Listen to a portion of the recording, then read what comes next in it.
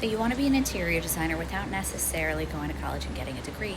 Let's talk about it. I'm going to do a funny little exercise here with Buddy, our dog. If you've been following along enough, you know. But before we do this train your eye exercise, talking about specs and how to approach them, make sure you do the free interior design DNA personality quiz so that you can match your future career with your personality type properly, because I promise there are so many more niche paths, types of design and career paths that you don't even realize, and it's important that you fit yourself into one that makes the most sense for you. Buddy, come here.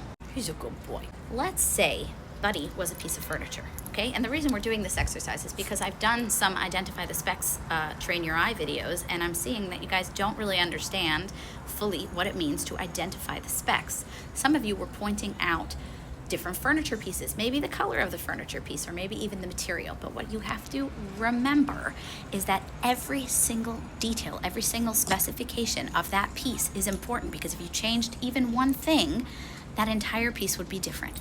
So pretend Buddy was a chair. We would have to do his specs. We would have to know his height, his width, the material he's made out of, the color spec of, he's so not interested in this, the color spec of his material, the texture, the weave, the stitching even sometimes, the trimming even sometimes, the thickness of the cushions, or if the legs were made out of a different material, the width of the legs, the height of the back, the width of the inner seat. And by the way, Buddy the chair could have multiple materials, not just one. And if there's a pattern on Buddy's material, which way is it laid out in the upholstery? If it's custom, what kind of cushioning is on the inside, the density of the cushion? You see what I'm saying? It's complicated. So when I point to a room in a train your eye exercise and I say identify the specs, first of all, if you think you're able to answer it in one comment, you're doing the entire thing wrong. I'm not expecting you to do all of it.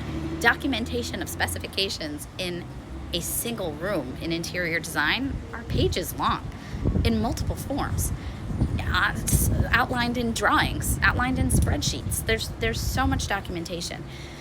But training your eye to be able to see it as if you're custom making everything in that room is really important. The biggest thing, the biggest stress point that tends to happen for an interior designer in a project is realizing you missed details that were important. And either the contractor will do something wrong or different and the overall room will look wrong, or the wrong piece will be ordered, or something won't fit, or it just doesn't come out how you expected, or you have more work to catch up on later. So learn to train your eye like that.